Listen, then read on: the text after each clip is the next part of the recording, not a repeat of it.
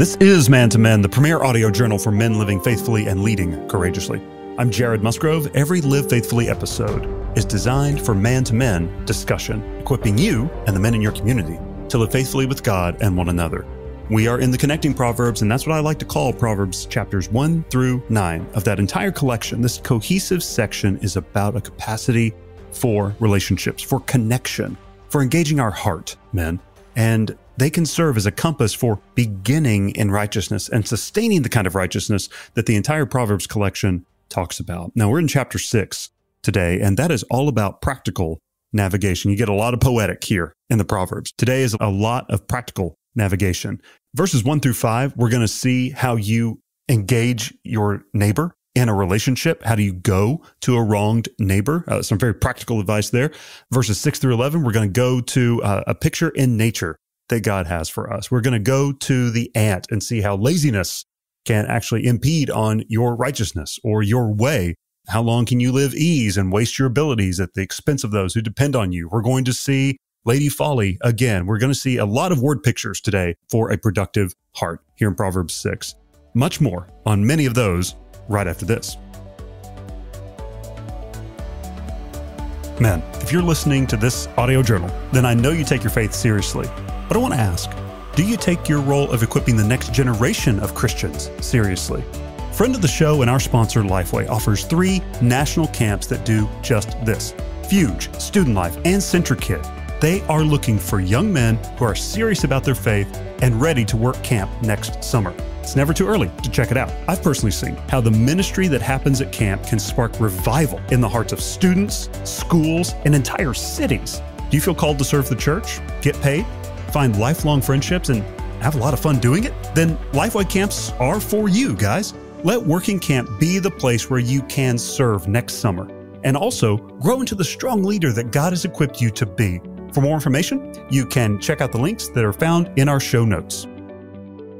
Hey fellas, if you're a college student or you know a college student who's ready to make a difference immediately after graduating, well, Reliant Mission, friend of the show and our sponsor, has opportunities for you. They partner with top churches and ministries worldwide like the Austin Stone, Summit Church, and the International Mission Board, just to name a few. They offer incredible 1 to 2 year support-based residencies. And these aren't just any internships, guys. These are opportunities to deeply engage in meaningful ministry while being trained and developed for what God may be calling you to next. You could spend the first or even second year outside of college growing in your faith, developing tangible skills, all while making a kingdom impact. Whether you're called to serve locally or on global missions, these residencies are your gateway to full-time ministry. If you're interested, you can find out more at reliant.org. That's reliant.org.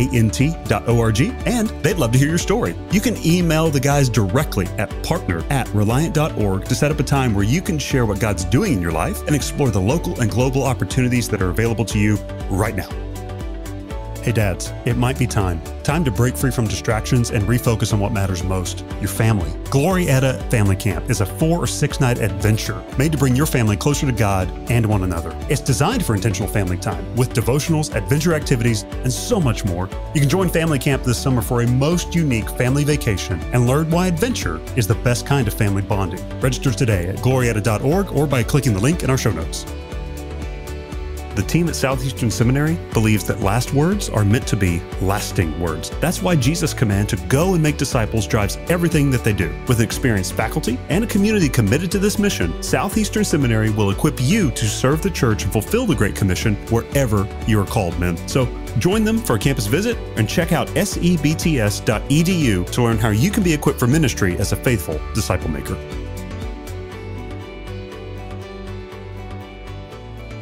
We're back. Remember driving a car on your own for the first time? Now, maybe that's a recent memory for some of you guys, or maybe it's a hazy one for some of us. It's probably not a peaceful memory, as most of us were either rightly cautious or maybe more adventurous, let's say, when we set out on the open road for the first time by ourselves. That's a great word picture to have in mind as we get into Proverbs Chapter 6, because Proverbs 6 is where the rubber meets the road, as they say. It's a series of word pictures designed to coach you up, to visualize driving on the path that God has set. Now, there's some very practical and still poetic warnings and some visualizations that are collected here as we get ever closer to setting out on our own. Now, remember, in Proverbs 1 through 9, you are sitting with a good father, a mentor, who is sharing with you, here's what you need to know before you head out onto not just the open road behind a wheel, but here's what you need to know about your way. One of the first pictures he gives us is about a heart in debt. Proverbs 6, 1 through 5. My son, if you've put up security for your neighbor and have given your pledge for a stranger, if you're snared in the words of your mouth, caught in the words of your mouth, then do this, my son, and save yourself. For you have come into the hand of your neighbor. Go, hasten and plead urgently with your neighbor. Give your eyes no sleep and your eyelids no slumber. Save yourself like a gazelle from the hand of the hunter, like a bird from the hand of a fowler. Essentially, guys, what all of this means is do not rest until you are out of debt. If you have wronged somebody, if you owe somebody something, essentially the message your good parent is giving you here is that debt is most often crushing, and we should get out of it really faster than we get into it. And then we are not to rest until we are out of it, whether that is a monetary debt. It may be relational debt as well. Again, these are the connecting proverbs. There's a lot more in this collection about money when it comes, and that all comes in due time in the later chapters. But for now, the main idea is both a physical and a spiritual one when it comes to being in debt. With money or relationships, we are told to escape it at all costs, to make things right. Debt can reset our priorities, men. It can put you under another's control, and you can put you at their whim. It can impede in your way. That's where it starts to get spiritual. And that's the snare that it sets for your heart. That's the first word picture that we have in Proverbs 6, 1 through 5. We have another one right after that. This one means quite a bit to me personally. Listen to this, Proverbs 6, 6. Go to the ant, you sluggard. Consider her ways and be wise. Without any chief officer or ruler, she prepares her bread in the summer and gathers her food in harvest. How long will you lie there, O sluggard? When will you arise from your sleep? A little sleep, a little slumber, a little folding of the hands to rest, and poverty will come upon you like a robber, and want like an armed man. This entire passage, this command to go to the ant, you sluggard, see its ways and get wisdom. This verse struck me early in my own connecting years. It struck me as really odd as I was just trying to engage the Bible as a teenager. I'm finding random verses at that time. And I stumbled across this one and I thought, man, ants are hardly honorable. In fact, they're kind of pests. We spray stuff and try to kill them most of the time. But the Bible is telling me to consider the way of the ant. So what I learned about ants is that they are incredibly communal and they're effective in this community. They have an unmatched work ethic. They're small, but always moving. They're not anxious, despite how they may look to us. They're actually very steady. They don't have a taskmaster, as the verse implies, tapping them on the shoulder to get back to work or to turn the dirt clod in on time. They just get it done together. And the sluggard, compared here in this passage, sprawls out on the couch. And poverty of spirit and otherwise, it descends fast on the man that he calls the sluggard, the lazy man. Poverty overcomes the lazy man, young man, old man, whoever it may be. The actual Hebrew term here is reish, which carries the sense that someone will come and take what you own by repossession, bankruptcy, or just flat out stealing from under your lazy nose. That's the sense of this section of chapter 6 of the Proverbs collection. And the way of the ant, I think it helped me in my way, guys. It introduced me to process-oriented thinking for the first time that I can remember. This example from nature informed so much of the way that I began to work and still do today in multiple roles and endeavors. This word picture lit a fire in me. Ants have monumental goals. So did I, and maybe so do you in those connecting years. What I learned from them was how to have a giant goal, define that goal, and then define what it would take to achieve it. Take the goal, put it out of sight, and focus on the daily process of moving bit by bit the pieces to achieve the vision. Ants are organized apart from politics, the verse tells us. That's true. They don't have government officials or policies. They have an agreed upon way of working together in community, creating a consensus among each other to achieve the goal one bit at a time. They plan ahead admirably. Ants just keep stacking productive days on top of each other, and the team eventually arrives at the achievement of their goals. Now, the sluggardly souls could learn and have their own heart, their lave, fired up by the ant. That's a word picture that has stuck with me out of Proverbs 6 for many, many years. But it goes on. It goes on to show that the heart, remember that Hebrew idea of the lave, which is your entire being, not just your emotions, but the way that you are, the way you approach life. All of that and your body are connected in Proverbs 6. It says we are holistic beings and that our way, that is the way we move through the world, the way we engage life, the way we walk with God, our derek, as the Hebrews would say, will inform and be informed by the heart lave motivations that we follow. Take, for instance, the sluggard that we've previously mentioned, and now the worthless fellow that's mentioned in verses 12 through 15. And he's described as a worthless person, a wicked man who goes about saying falsehood, seducing with his eyes, misdirecting with his feet and fingers. They're all perverted. It all comes out of a perverted lave. It's quite a word picture. And this is part of the holism in which we see the Hebrew Bible sees humans. We can't separate mind and heart. We can't separate heart and body either.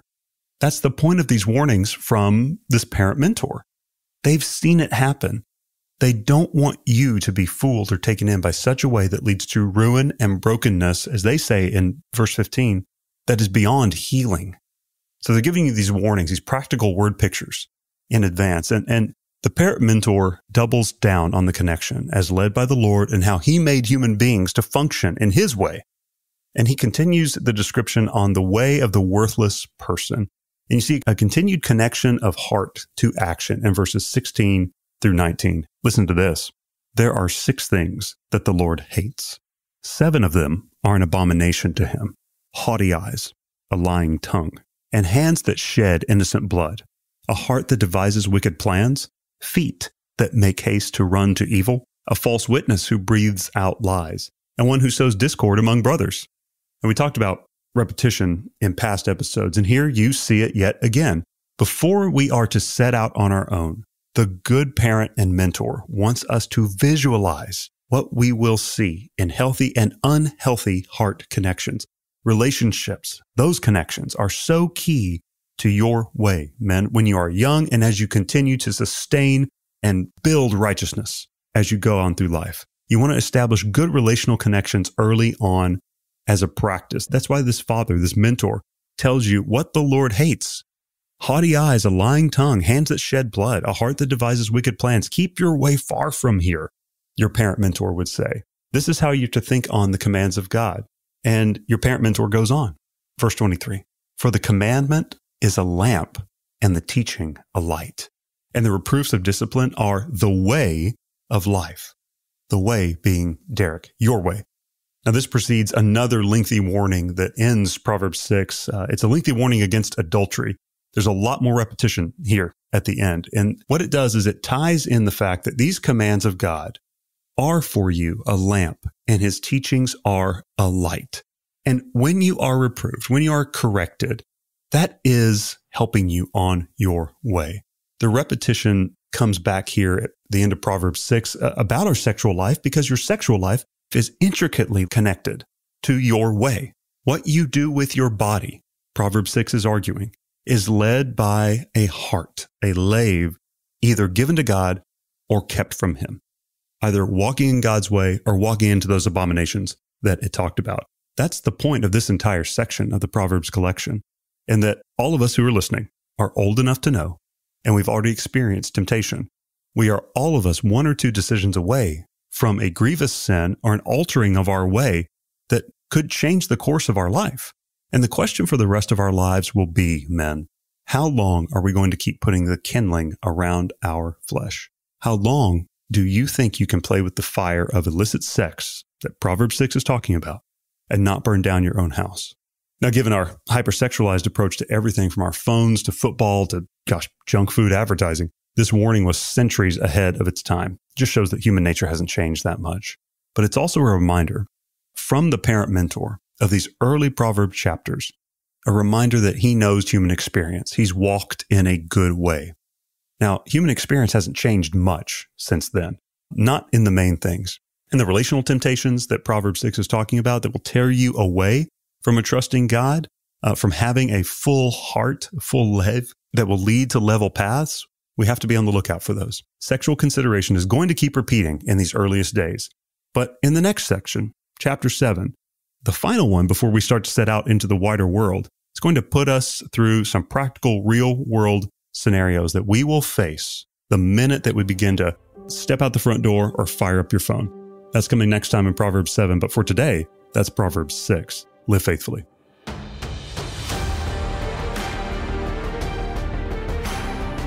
Man to Men is powered by Beta Upsilon Chi, commonly referred to as Bucks.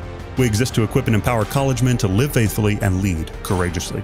You can find out more about Beta Upsilon Chi by transliterating our Greek letters and adding a .org. That's byx.org. Please subscribe, give us a rating, a comment, and consider giving to our work by following the partner link in our show notes. We are produced, rather well, I might add, by the good gentlemen of the Good Podcast Company. For Beta Upsilon Chi, I'm Dr. Jared Musgrove with Man to Men.